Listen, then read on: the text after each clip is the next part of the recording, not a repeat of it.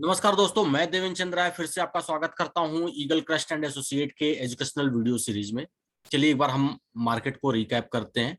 देखिए, कल मैंने आपको बताया था कि अगर निफ्टी 15,992 के नीचे जाए तो आप इसमें सेल की पोजीशन बनाइए, और उसके बाद जो निफ्टी है वो 15,800 800 के आसपास या 15,671 के आसपास तक आ सकती है। तो अब देखिए, निफ्टी जो ओपन हुआ वो 16,021 पे ओपन हुआ था, और जब इसने 15,992 का कल का जो लो था उसको जब इसने तोड़ा, तो निफ्टी ने जो आज का लो लगाया वो 15,735 का लगाया। तो एक तरह से देखा जाए तो गैप डाउन निफ्टी खुला। अगर देखा जाए तो निफ्टी का जो आरएसआई है ये लगभग लगभग 27 के आसपास आ गया है, मतलब ओवरसोल्ड जोन में आ चुका है। तो जो लोग भी शॉर्ट पोजीशन बनाए हुए हैं वो ध्यान जरूर देंगे, क्योंकि अगर शॉर्ट कवरिंग आएगी तो निफ्टी में कम से कम 300-400 पॉइंट की शॉर्ट कवरिंग आएगी, और वो भी बहुत तेज आएगी। तो इसलिए जितने भी शॉर्ट पोजीशंस जो लोग बना के रखे हुए हैं वो लोग कहीं ना कहीं एक स्ट्रिक्ट स्टॉप लॉस के साथ इस समय काम करेंगे।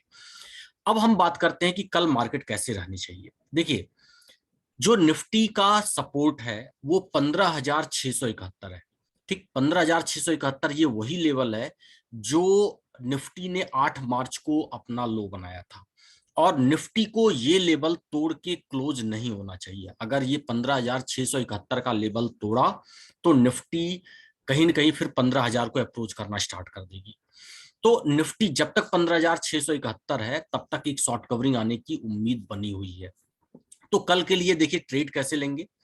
ट्रेड लेने के लिए अगर निफ्टी जो है 16,000 के ऊपर जाए, अगर निफ्टी 16,000 के ऊपर जाए तो ही आप निफ्टी में बाई की पोजीशन बनाइए। ठीक, और अगर 15,671 के नीचे जाए तो आप निफ्टी में सेल की पोजीशन बनाइए। और निफ्टी पहले भी मैं बता चुका हूं, इसकी आरएसआई लगभग 27 के आसपास है, ओवरसोल्ड जोन में है। तो शॉर्ट कवरिंग किसी भी टाइम आ सकती है। ठीक, तो ओवरऑल अगर ट्रेंड देखा जाए तो निफ्टी का जो है वो डाउन ट्रेंड ही है और सेल ऑन राइज की कंडीशंस है।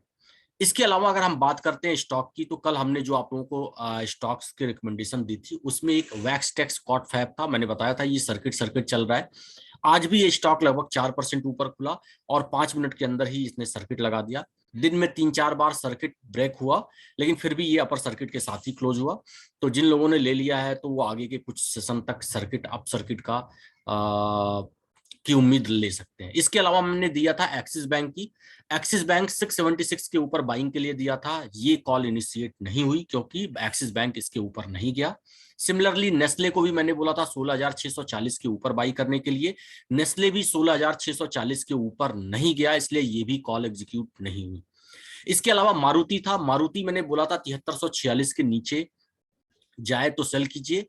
ये गैप डाउन खुला, उसके बाद मारुति जो है एक ऊपर आया, 7223-24 तक का इसने हाई लगाया है, सॉरी 7323-24 तक का इसने हाई लगाया, और फिर उसके बाद इसने लगभग 1-1.5% का डाउन साइड लिया।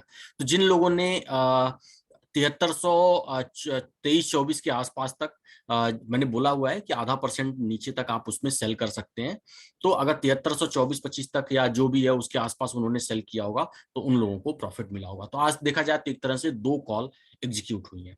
इसके अलावा कल हम किन किन स्टॉक्स में ट्रेड करें, चलिए उस पर एक बार ध्यान देते हैं। देखिए, एक है कोटक बैंक।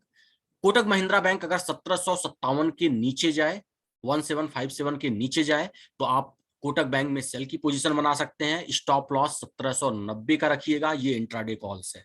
इसके अलावा डॉक्टर रेड्डी है, डॉक्टर रेड्डी अगर 3897 3897 के ऊपर जाए तो आप डॉक्टर रेड्डी में बाई की पोजीशन बना सकते हैं। स्टॉप लॉस 3740 3740, ये भी एक इंट्राडे कॉल है।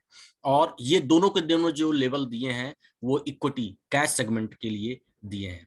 तो आप इन लेवल्स को ध्यान में रखते हुए ट्रेड कीजिए। अगर कोई भी न्यू अपडेट होगा तो हम आप तक जरूर शेयर करेंगे। Thank you so much.